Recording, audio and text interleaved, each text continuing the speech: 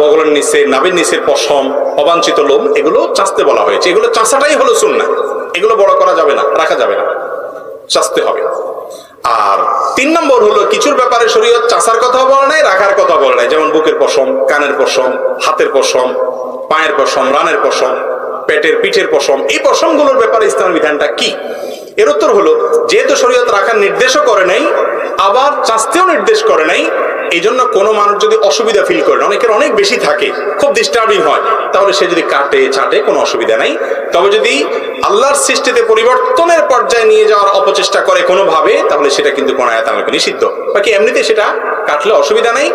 রদ্দুল মুখতার বা ফতোয়া শামির মাসআলা অনুযায়ী এটা মাকরুহ, এটা আদবের খেলাফ, এটা নিয়মের খেলাফ, না করা ভালো এই টাইপের আর কি। কিন্তু কেউ করে তাহলে সে গুনাহগার হবে না।